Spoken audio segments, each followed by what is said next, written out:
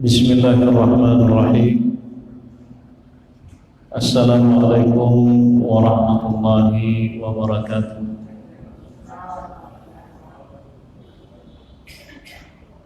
Alhamdulillahilladzi hadana li hadza wa ma kunna linahtadiya laula an hadana Allah.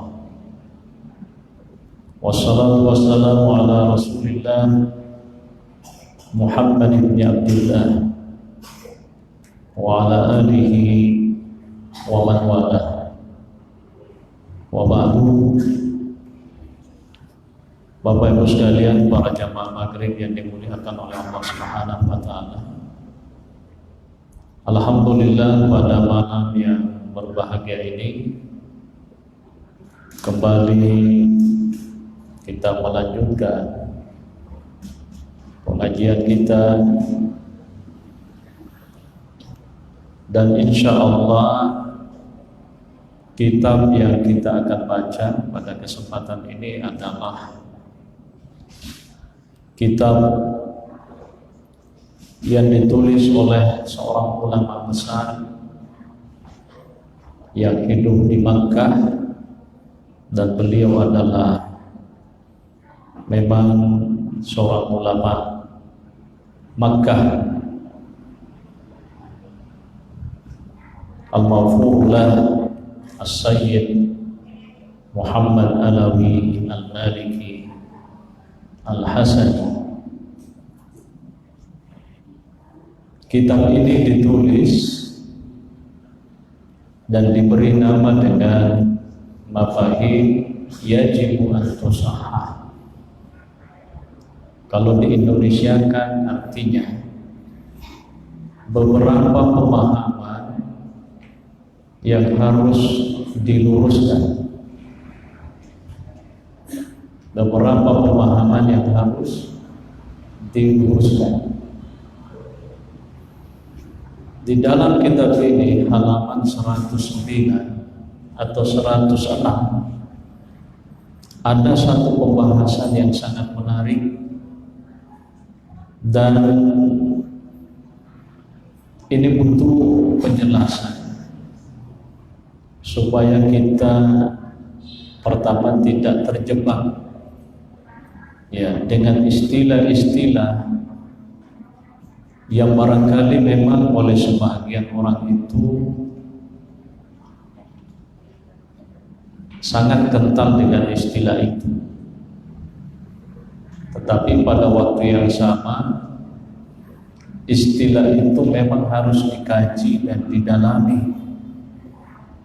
Karena jangan sampai kita salah menggunakannya, maka tentu saja akan menimbulkan masalah yang lebih besar.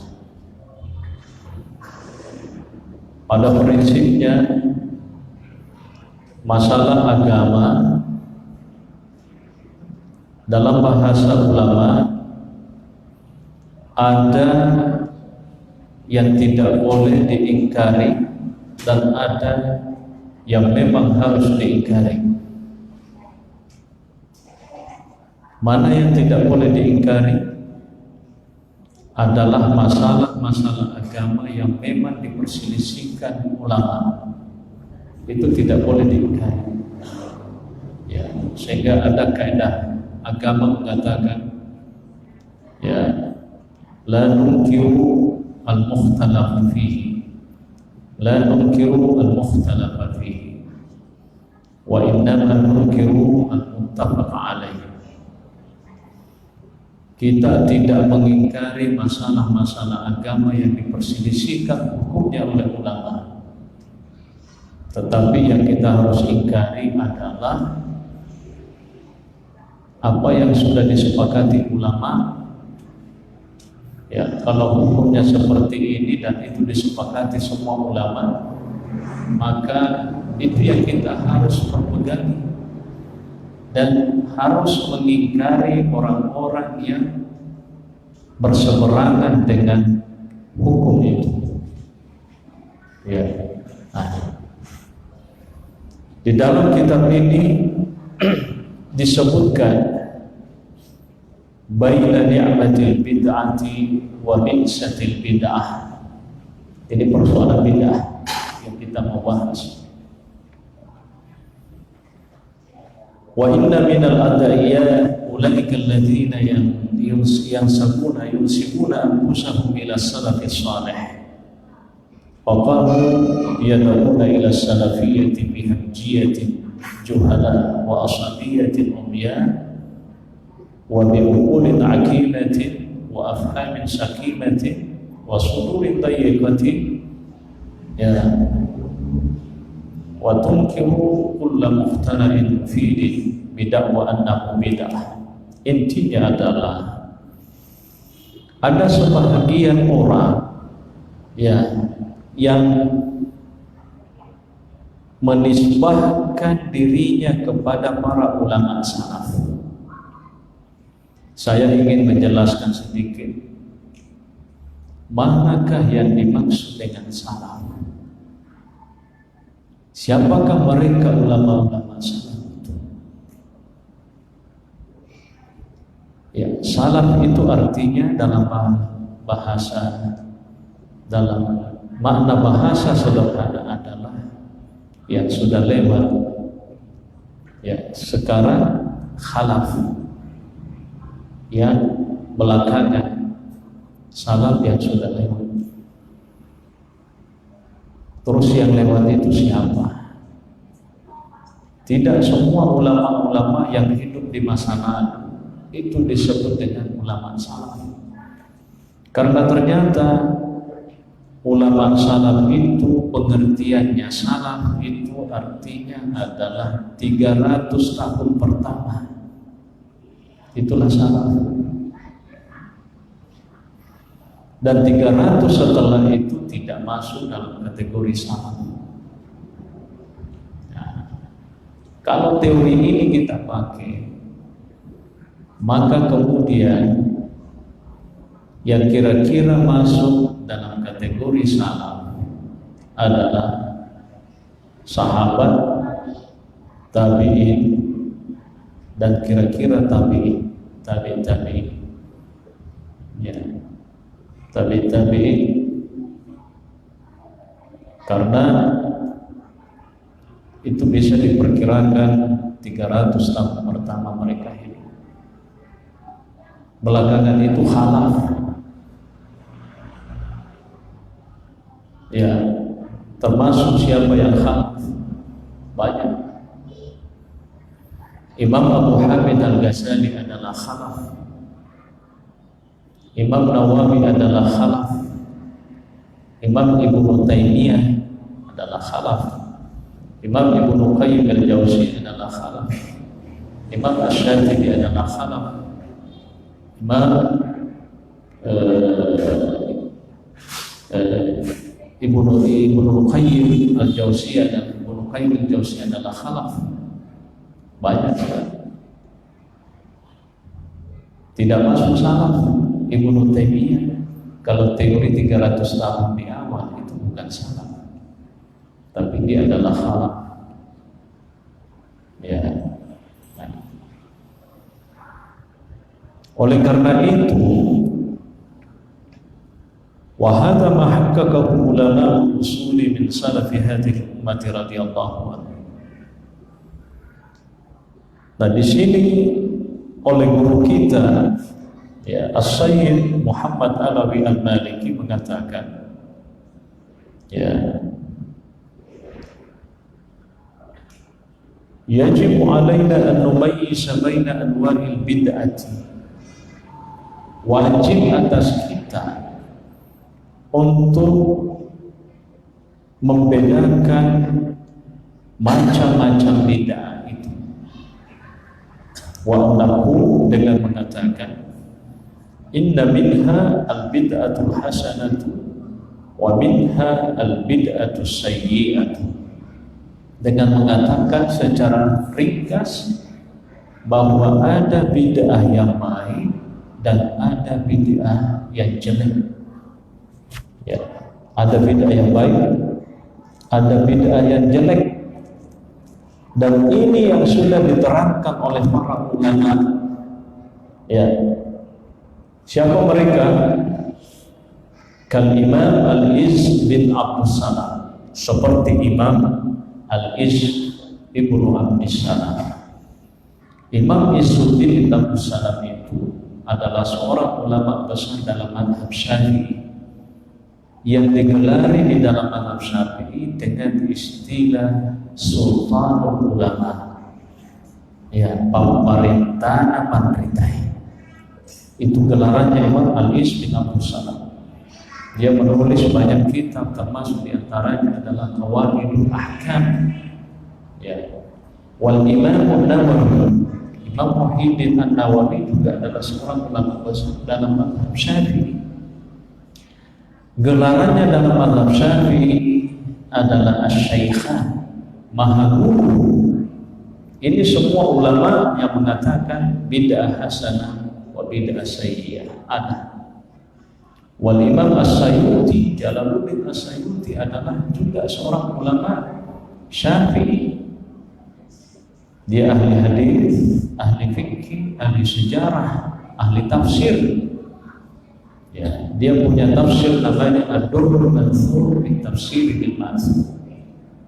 Dia ahli hadis. Dia punya kitab namanya Tadribur Rawi. Dia punya kitab sejarah namanya Tarikhul Khulafa. Agak banyak. Ya. Imam Nawawi punya banyak kitab. Ada Al-Majmu', ya, itu kitab fikih Syarah Al-Muhadzab, itu sampai 1 meter panjangnya. Ya. Imam Ali bin Abu Salam, Imam Al-Mahalli juga adalah seorang ulama tafsir, Tafsirul Jalalain, ya, itu ditulis oleh seorang ulama bernama Jalaluddin As-Sayuti dengan Jalaluddin Al-Mahalli.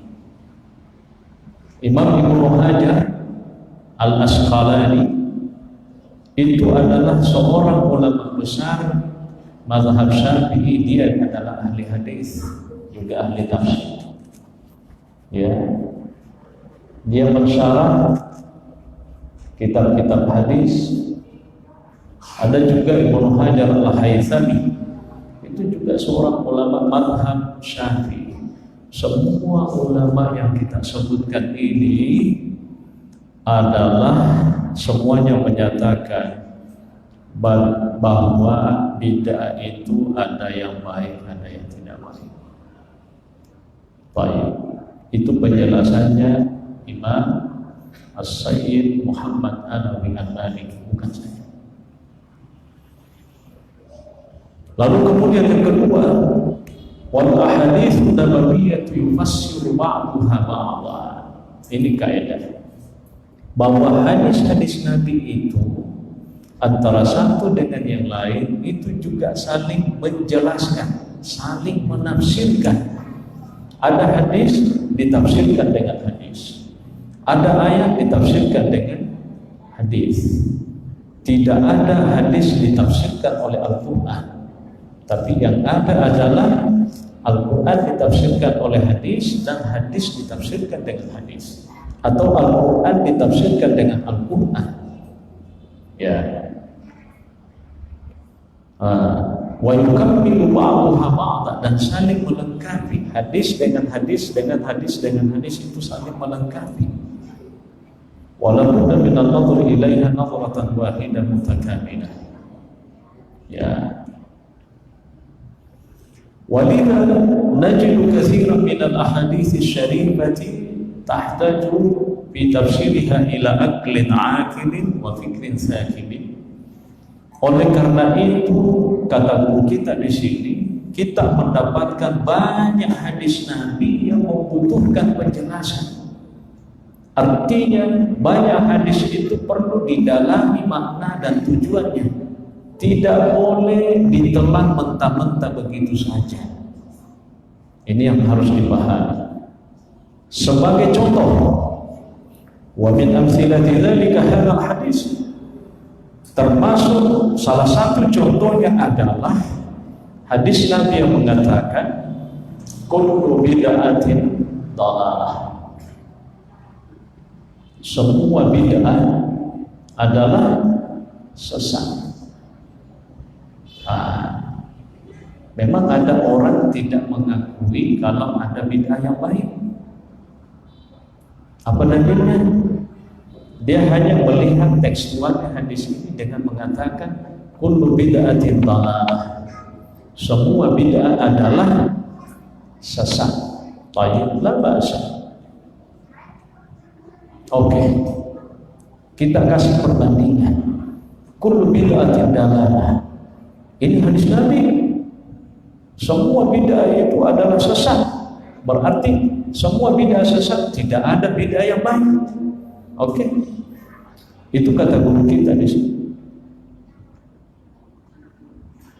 Bagaimana Anda menafsirkan hadis yang mengatakan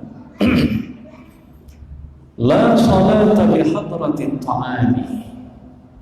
Tidak ada salat ketika makanan sudah siap.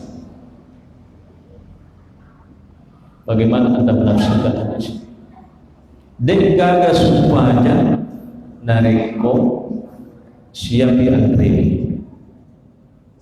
Tidak ada salat ketika makanan itu siap disantap. Agak betul. Deno dimasuk aja tapi ni kapan kita makan deno dimasuk aja tuh kadinan remilinan. Dengan kapan rita puana makwa, kau kapan rita makan deno di man rita wikulen nan riman rita mahu, dengan ini hadis seperti ini harus dijelaskan.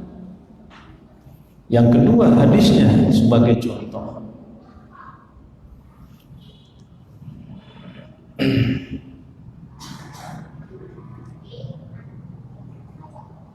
La yadkhulul jannata qatilur rahimi denat tamasula.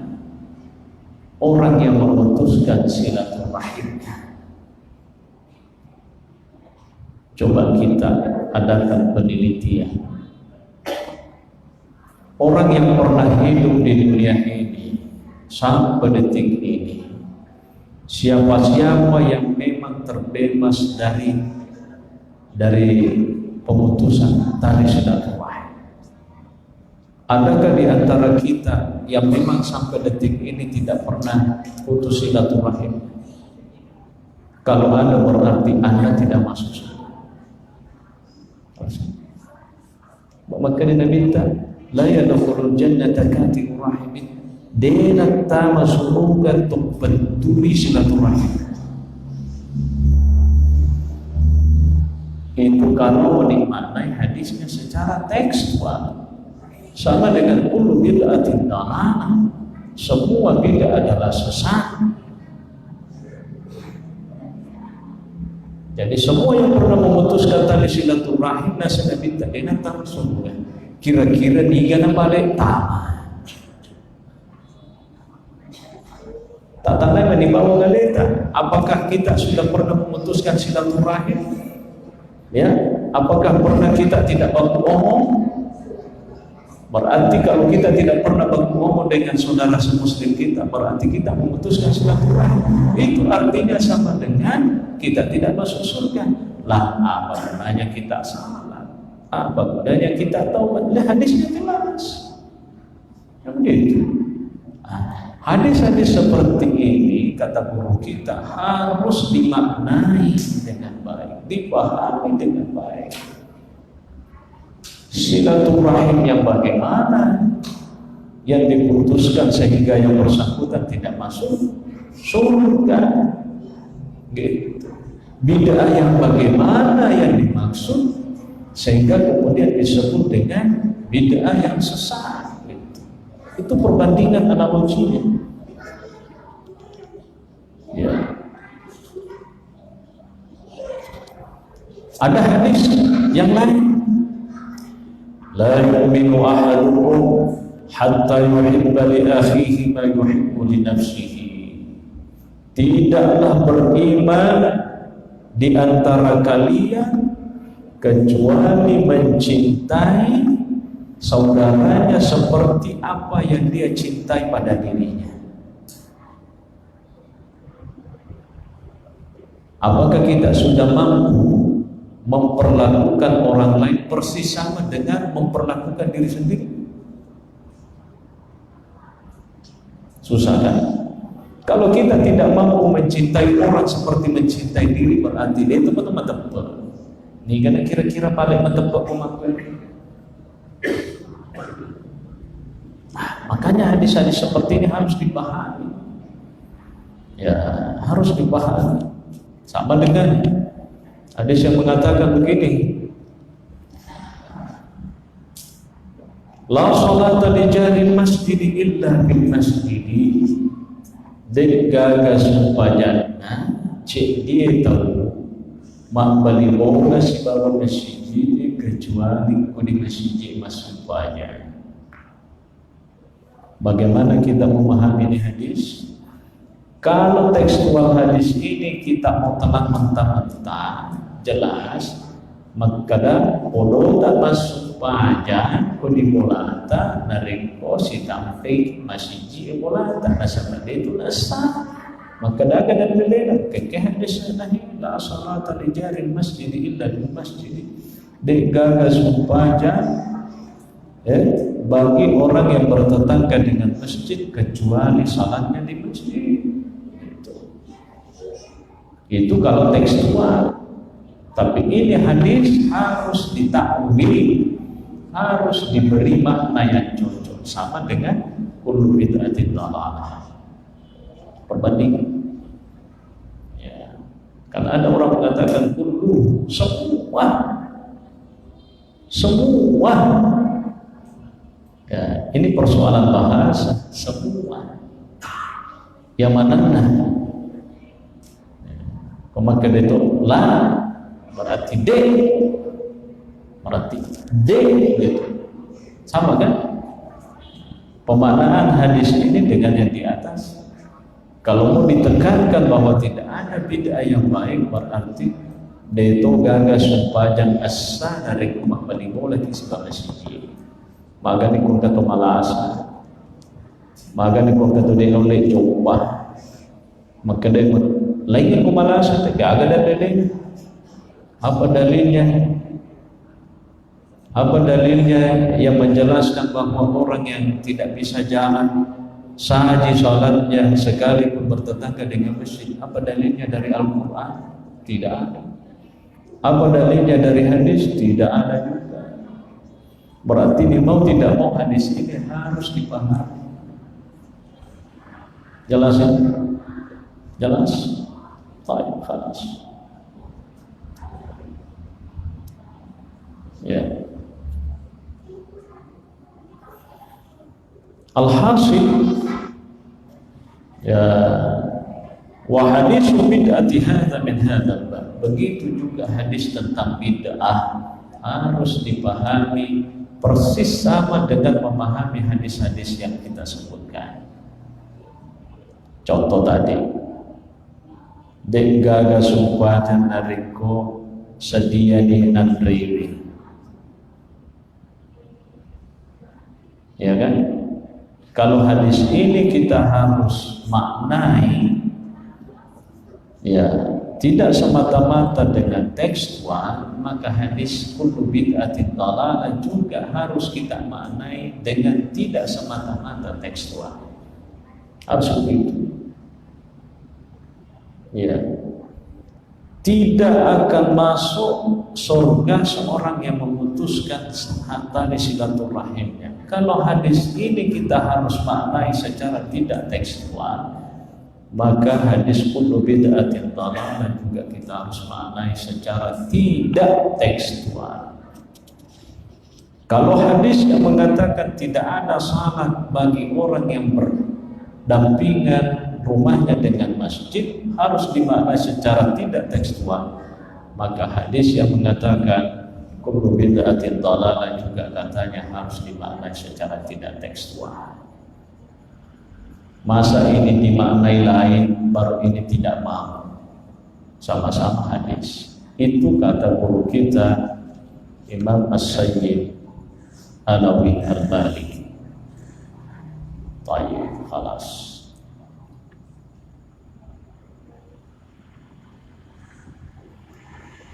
Tafriqun daruri baina bid'ati syar'iyyati wal lughawiyah. Ini persoalan yang kedua. Apa yang dimaksud dengan bid'ah? Adalah sesuatu yang baru dan tidak ada contoh sebelumnya. Ya. Pada masa Nabi le mineral ada tidak? Le mineral ada tidak? Tidak ada. Berarti sesuatu yang baru. Berarti kalau begitu kullu bid'atin dhalalah. Semua yang diada-adakan itu adalah sesat. Jadi ini pemilik pabrik pasti tersesat dan dia akan masuk surga. Bagaimana menurut Anda? Masuk neraka ini nanti yang pemilik itu? Masuk neraka?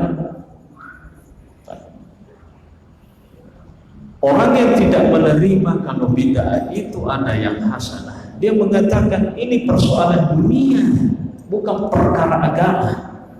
Oke. Karena yang dia sesatkan bukan persoalan dunia. Ini bingkisan air seperti ini itu persoalan dunia. Kata yang mengatakan tidak ada bid'ah yang baik. Terus ini apa balik? Bilang ini bid'ah memang sesuatu yang diadakan, tapi ini masalah dunia. Tayyib, khalas. Oke.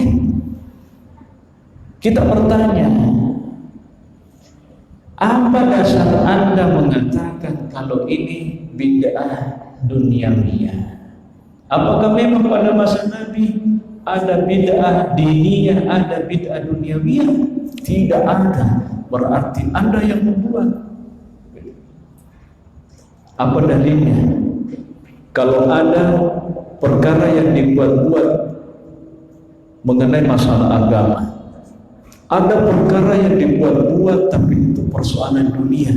Sekarang pertanyaannya, apakah ada pembagian seperti ini pada masa Nabi? Tidak ada. Berarti Anda yang mengingkari adanya bid'ah hasanah, di satu sisi justru membuat perkara yang baru dengan mengatakan tidak apa-apa kalau bid'ahnya persoalan dunia. Anda membuat mengada-ada persoalan bid'ah dunia, karena pada masa Nabi juga tidak ada pembagian seperti itu. Pada masa sahabat tidak ada pembagian seperti itu. Berarti Anda juga yang membuat. Berarti kalau begitu apa? Antara julul mubtadi'in. Berarti kalau begitu Anda juga pembuat bid'ah. Ini kata guru kita di sini. Karena ternyata bid'ah hasanah dengan bid'ah sayyi'ah, Anda tidak mau terima gitu. Dengan dalil bahwa semua bid'ah agama sesat. Kalau semuanya sesat berarti tidak ada yang baik. Sekarang ditanya kembali, ini bid'ah karena tidak ada contohnya. Nabi tidak pernah meminum air dengan kemasan seperti ini. Anda lalu kemudian mengatakan ini kan masalah dunia, bukan perkara agama. Sekarang saya bertanya, kalau Anda mengatakan ini perkara dunia, bukan perkara agama, dasarnya apa? Apakah memang pada masa Nabi dijelaskan kalau perkara dunia begini, perkara agama begini? Ternyata Nabi tidak menjelaskan juga. Berarti Anda yang buat-buat juga. Kuni mau masalah. Aku limun masalah ini. Aku mundur. Karena orang yang menolak bid'ah yang baik pada waktu yang sama menciptakan bahwa ada bid'ah duniawiyah sama mikrofon. Orang salat pakai mikrofon. Ya, saya tanya, apa Nabi pernah memimpin salat sahabat itu berjamaah dengan pakai mikrofon? Bilang tidak pernah. Bagus jawabannya. Berarti kalau tidak pernah, berarti ini sesuatu yang baru. Terus bagaimana hukumnya sesuatu yang baru kita pakai dalam ibadah? Bilang tidak apa-apa, Ji. Bilang kenapa tidak apa-apa? Karena ini persoalan dunia. Nah, kalau persoalan dunia dasarnya apa? Apakah memang Nabi mengatakan tidak apa-apa kita salat memakai sesuatu kalau sifatnya persoalan dunia? Dalilnya mana? Bilang tidak ada, berarti siapa yang buat? Bilang Anda ternyata yang buat. Selesai kan? Jadi ini persoalan harus ditashih, kata guru kita, harus diluruskan. Ya, jadi kesimpulannya adalah tidak semua yang baru itu ditolak oleh agama. Kalau Anda tetap yakin bahwa kullu bid'atin dhalalah, silakan. Nah, tapi Anda ternyata menerima bahwa persoalan dunia itu, kalau persoalan dunia tidak apa-apa. Sekarang saya bertanya terakhir, apakah semua persoalan dunia yang baru muncul diciptakan oleh manusia semuanya membawa manfaat kepada manusia, atau ada yang berbahaya? Ternyata juga persoalan dunia banyak yang tidak sesuai dengan agama. Saya kasih contoh. Whisky, brandy, whisky, topi miring, topi lurus, topi apa namanya. Pada masa Nabi tidak ada. Itu persoalan dunia. Tapi itu bermanfaat tidak? Tidak bermanfaat. Katanya kalau persoalan dunia tidak apa-apa. Ini whisky persoalan dunia. Apa-apa tidak? Bilang apa-apa. Bagaimana maksudnya? Persoalan dunia tidak ada masalah. Yang dipersoalkan adalah perkara agama. Ini persoalan dunia. Ini whisky. Apa-apa tidak? Bilang bahaya. Berarti persoalan dunia juga banyak yang bermasalah. Itu disebutkan di dalam kitab ini. Bukan saya menyebutkan. Ya, Allahu a'lam. Saya kira ini perlu didiskusikan. Terima kasih. Ya.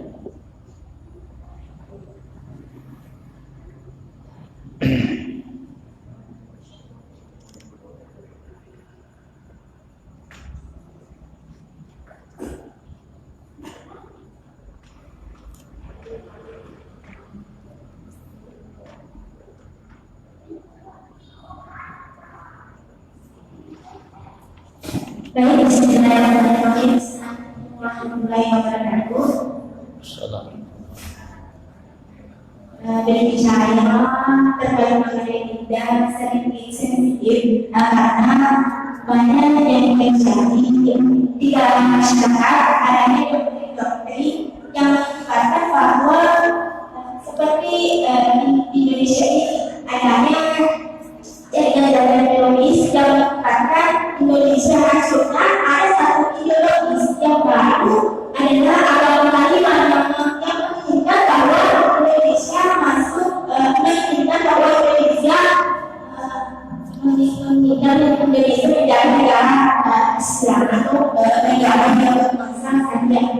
Bagaimana Bapak menganggap satu masalah ini? Apakah ini termasuk bid'ah atau bid'ah sesuatu yang baru yang belum ada sebelumnya? Karena ini perbuatan hal yang tidak baik, maupun ada banyak kelompok-kelompok yang ada di dalamnya adalah ada kelompok-kelompok di dalamnya yang inginnya karena yang menginginkan bahwa Indonesia menjadi negara syariah. Kedua, yang terakhir mengenai negara apa? Menginginkan Indonesia menjadi negara syariah. Negara syariah. Oke, bagus. Yang kedua, mengenai minta di zaman sekarang banyak kelompok-kelompok maupun aliran-aliran yang tidak menginginkan kita menjalankan sunnah Rasulullah. Mungkin hanya dari saya, wassalamualaikum warahmatullahi wabarakatuh. Tidak ada istilah negara syariah. Tidak ada.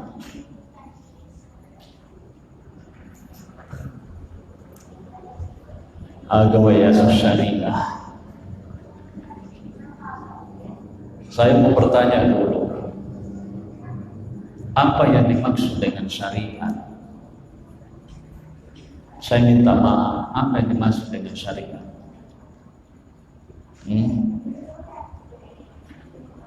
Syariat itu, kata ulama, adalah semua aturan-aturan Tuhan Allah Subhanahu wa Ta'ala yang teraktualisasi dalam Al-Quran dan hadis.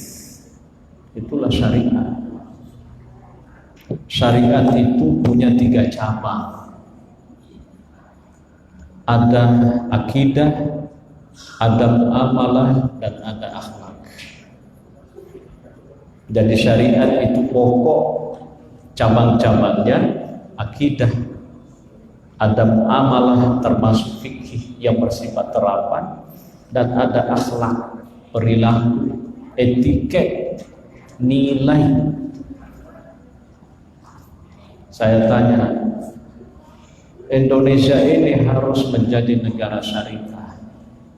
Apakah sekarang memang Indonesia belum bersyariah? Itu pertanyaan. Apakah Indonesia belum bersyariah? Kita ini apa tadi kita lakukan? Salat, apakah itu bukan syariah? Ya, syariat itu adalah hukum, disebut hukum taklifi. Ulama mengatakan al-hukum taklifi wa khitabullah ta'ala al-muta'alliq bi af'alil mukallafin ala jihatil iqtidai aw at-takhyir. Yang dimaksud dengan hukum-hukum Allah itu adalah khitabnya Tuhan, seruan-seruan Allah yang berkaitan dengan perbuatan manusia yang sudah mukallaf, yang harus dilakukan, yang harus ditinggalkan, dan boleh jadi kita diberi pilihan di situ. Apakah itu bukan syariat ini?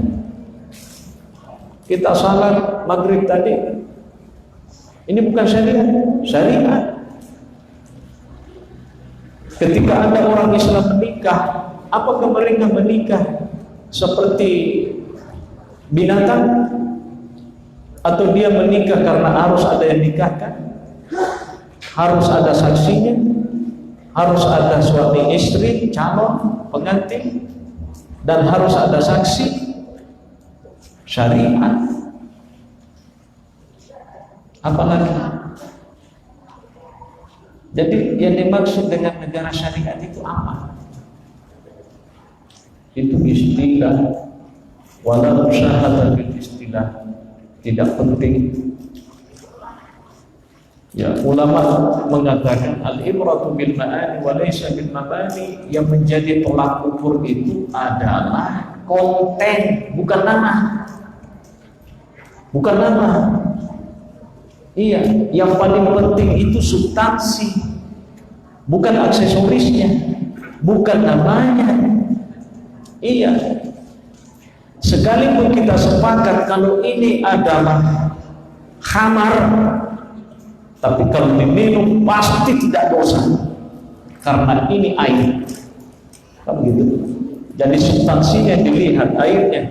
Sekalipun kita sepakat bahwa ini brandy, kita sepakat ini brandy. Tapi kalau saya minum dengan kesepakatan ini brandy, apakah ini membuat saya dosa? Tidak dosa, karena substansinya bukan memabukkan. Jadi apa artinya nama kalau substansinya tidak sama dengan itu? Saya termasuk orang yang tidak tertarik dengan istilah negara syariah. Ya, harus dipahami dulu. Syariat itu bukan aksesoris, Bapak Ibu sekalian. Saya minta maaf, syariat itu bukan aksesoris, mau dipajang, kayak mau dipajang, mau ditampil, bukan. Ya. Yang kedua, Indonesia ini adalah negara hukum berdasarkan Pancasila dan Undang-Undang Dasar. Tapi secara agama, perspektif agama, Indonesia ini adalah negara Islam. Saya termasuk orang yang tidak sepakat dengan orang yang bersemangat mendirikan khilafah. Siapa tahu Anda mengatakan bara HTI kawan mana rakyat. Saya bukan HTI, dan saya termasuk orang yang tidak tertarik untuk mendeklarasikan khilafah. Di dalam Islam itu mengangkat pemimpin itu Pak, itu wajib hukumnya. Tetapi memberi simbol satu negara itu tidak mesti dengan nama tertentu. Harus dibedakan khilafah dengan khalifah. Harus dibedakan. Kalau kita mau bicara agama, ini negara adalah negara Islam. Karena apa yang dimaksud dengan negara Islam? Yang memimpin adalah orang Islam. Coba, negara itu dihuni adalah orang-orang Islam, mayoritas. Yang ketiga yang diberlakukan adalah hukum Islam. Orang kalau mau warisan hukum Islam, orang kalau mau salat pakai salat yang Islam, puasa yang Islam, haji yang Islam, menikah dengan secara Islami. Itu yang disebut negara Islam. Bukan negara Islam itu yang begini, bukan. Ada orang mengatakan negara Islam itu yang begini, bukan. Itu teroris, dan teroris itu tidak ada hubungannya dengan Islam. Agama ini diturunkan oleh Allah menjadi rahmat, bukan untuk saling begini. Jadi ISIS itu bukan Islam, Pak. ISIS itu bukan Islam, karena ISIS itu kerjanya begini. Nabi itu mengingkari ada orang berperang, sahabat itu berperang, ada musuh lari dikejar sama Khalid bin Walid. Pas mau ditembak musuh itu sama Khalid bin Walid, pemimpin Islam, pasukan Islam pada saat itu, dia angkat tangan lalu dia asyhadu an la ilaha illallah wa asyhadu anna muhammadar rasulullah, tembak. Ada yang langsung sama Nabi, ya Rasulullah, Khalid bin Walid itu sudah membunuh orang yang mengatakan asyhadu an la ilaha illallah wa asyhadu anna muhammadar rasulullah. Benar. Panggil dulu itu Khalid bin Walid. Ditanya sama Nabi, Khalid, tahu nggak hero mana kamu tembak tahu masyahada? Maka daw tembak nasabah dia mina masyahada nasabah dia lillahi. Ulang dulu dia agama agama. Kalau pasal terkena asyhadu an la ilaha illallah wa asyhadu anna muhammadar rasulullah. Mareju lalu tembak. Tapi Nabi mengatakan, apa tahta batnah, apa tahta qalbah, apakah kamu betul telah membelah dadanya itu orang kalau dia itu bersyahadat karena takut dimati atau betul-betul ini? Jadi di satu sisi Nabi itu mengingkar, coba kalau menembak betul. Ya memang banyak masalah di negara kita. Ya, kalau saya, negara ini harus dirawat, Negara ini diibaratkan seperti piring. Tinggal kita mengisi piring itu. Nasi basi kayak mau diisikan atau makanan yang enak, itu tugas kita. Negaranya sudah ada. Kalau mau mendirikan khilafah di NKRI ini, itu sama dengan ingin memecahkan piring itu, ganti dengan piring yang lain. Ini piring ini lebih telur ratu tahun dibuat. Kita harus sadar sejarah Bapak Ibu sekalian. Lebih kita telur ratu tahun dijajah, nampak ke pendeta kita merdeka. Sekarang kalau ada orang ingin memecahkan itu piring, itu sama dengan dia menyia-nyiakan perjuangan orang tua kita yang 300 tahun terjajah itu. Kalau saya tidak rela, Pak. Maka ini kan negara hukum, negara ini harusnya khilafah. Nah, majikan asal itu. Terus kalau jadi khilafah, siapa nanti jadi khalifahnya? Salah satu syaratnya khalifah itu, Pak, maka dia minta al-a'immatu min Quraisy. Pemimpin itu harus keturunan Quraisy. Siapa orang Indonesia betul-betul ada suku Quraisy, pasti orang semua mengklaim, wah saya itu keturunan Quraisy. Apa buktinya? bilang teh macaca ingatku. Ketua nama kita, iya keturunan Quraisy dah. Manakala nama penyakitnya ilmuhi, ya pasti orang berkelahi. Al-a'immatu min Quraisy, kata Nabi, pemimpin itu harus dari Quraisy. Kalau negara ini tiba-tiba jadi khilafah, siapa nih orang Quraisy di Indonesia? Pak Quraisy sendiri bukan keturunan Quraisy, apalagi kalau yang lain. Kan begitu, Pak. Jadi jangan berpikir macam-macam. Ini negara NKRI, kita harus jaga dengan baik. Kita orang Islam harus berjuang bagaimana produk-produk hukum yang diberlakukan negara ini adalah hukum yang menguntungkan, berpihak kepada rakyat. Itu saja. Tidak perlu kita pecahkan piringnya. Karena ternyata ini piring ini, Masya Allah, lebih terkurang atau diperjuangkan apa kepenting. Kalau sikir repai, menesan itu dirempak dari kondisi lain, ya kan? Kira-kira apa begitu? Ya, kira-kira begitu. Ya. Jadi kita ini perang istilah, kita berperang istilah. Karena orang sekarang itu yang paling ditonjolkan adalah istilah dan bukan substansi. Padahal yang paling penting itu substansi, bukan aksesorisnya. Buat apa Pak saya pakai sorban begini, pakai baju koko begini, tambah jenggot begini, tiap hari saya pakai songkok kemana-mana kalau saya tidak salah, Pak. Maka itu sedih. Masarobangan, majang gotong kacente, kemana-mana saya pakai songkok. Dia kena bentuk songkok. Tiga-tiga kalau masuk oka, mak bidak tapi dia masuk pajak. Maka kira-kira kumakwe. Angkat tahu, dia nama masuk oka baik. Mak baju kosong, ya, pakai celana panjang, tidak pakai jenggot, tapi ketika azan di masjid dia singgah salat di masjid. Mana yang lebih baik yang pertama daripada yang kedua ini? Menurut tak tiga kami nama mageluh. Pasti mageluh yang rumah kedua. Berarti kalau begitu Islam itu bukan model.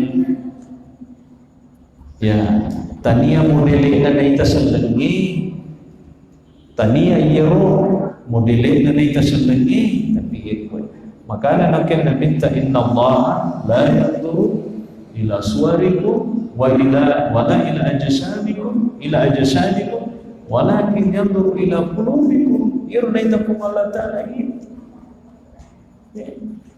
Masarubun matilulu makoy tapi tama betul na masupanya agadiasa itu aksesoris. Yang penting itu di sini. Tapi kau kata masarubun mak jago masuk kok natama betul masupanya itu makan lepas ya. Jadi Islam itu bukan merek, bukan aksesoris, bukan sesuatu yang dipajang-pajang, tetapi substansi, bukan nama.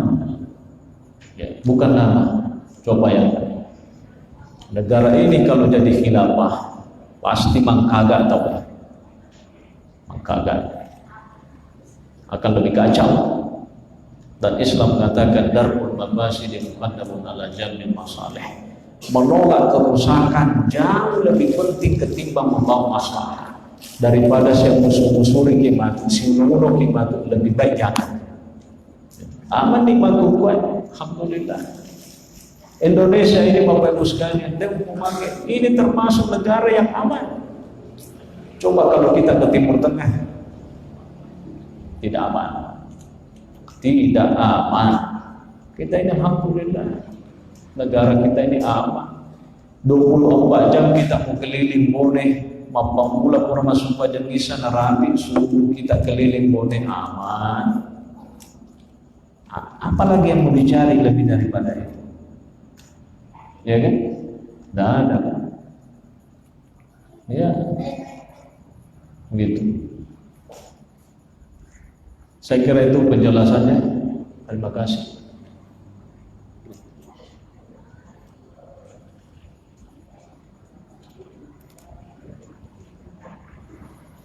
Bagaimana Pak Suwan? Selesai? Ya, saya kita. Iya, silakan. Ya, terima kasih. Yang mungkin saya tanyakan adalah apa yang mesti seorang muslim punya, atau apa yang mesti seorang muslim punyai, atau apa yang mesti muslim pelajari yang dilakukan untuk tidak mampu dan tidak gampang untuk membid'ahkan orang dan menyesatkan orang di masa sekarang.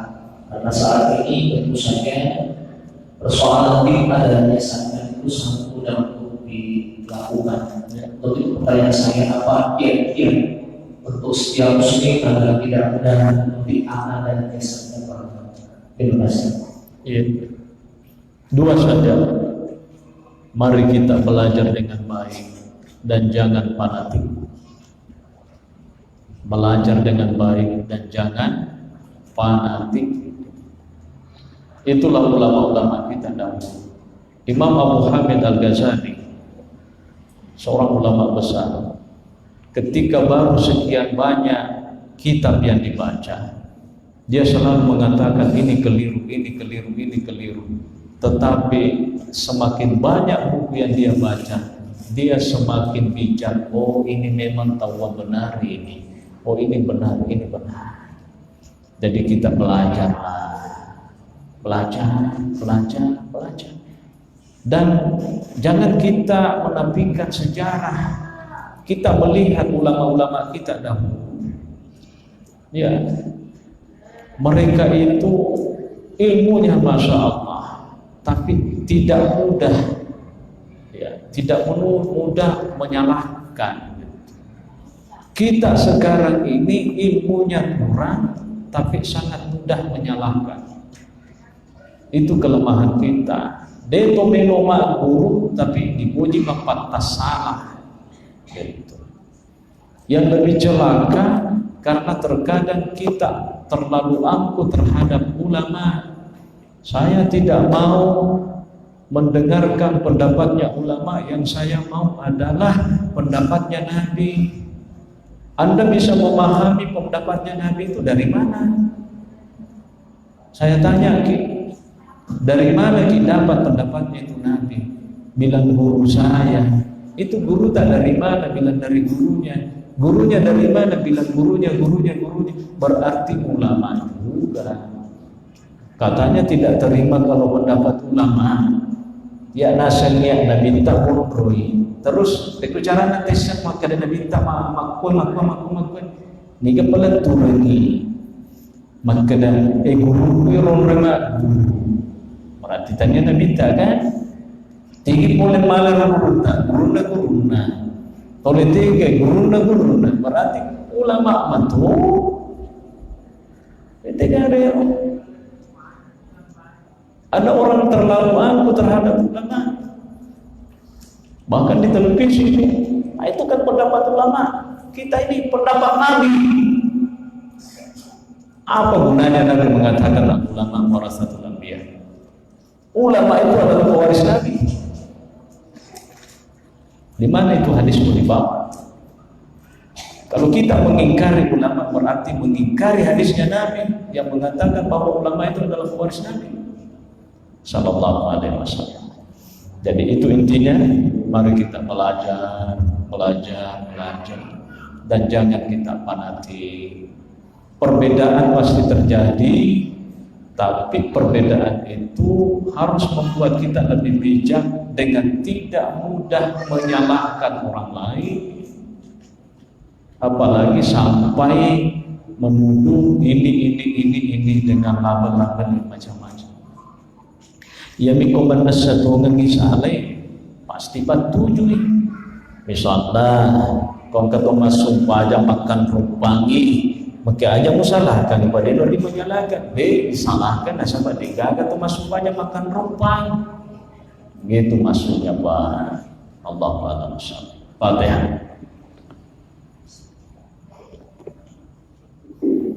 Alhamdulillah. Assalamualaikum warahmatullahi wabarakatuh.